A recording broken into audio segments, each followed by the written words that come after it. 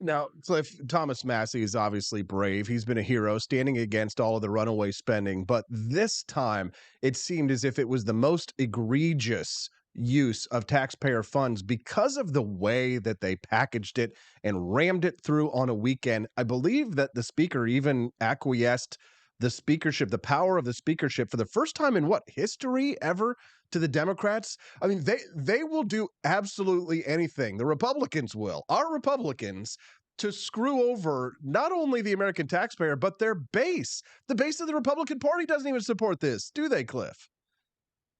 You know, the uniparty is alive and well when a member of Congress, the Speaker of the House in 2024, uses the phrase axis of evil. I mean, I almost spit out my coffee when I saw it, thinking it's just these regurgitating talking points.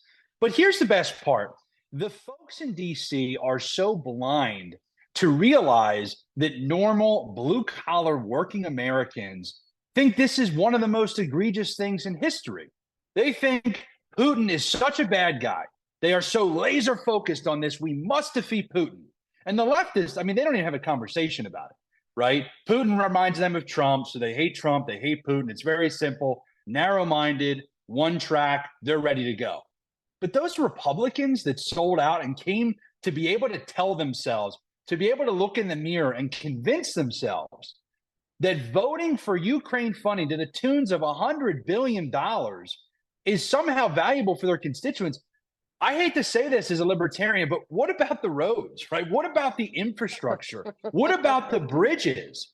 What about the homeless vets? What about all the things we could do here? Heck, don't even do anything with government. Just cut checks to people. I'd rather take that $100 billion and divvy it up amongst the American population.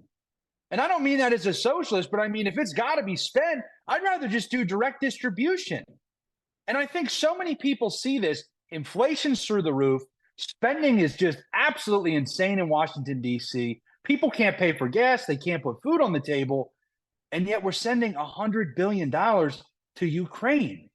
It is completely out of touch. And every single one of those Republicans, heck, every single one of the members of Congress that voted for that monstrosity should be run out of office immediately.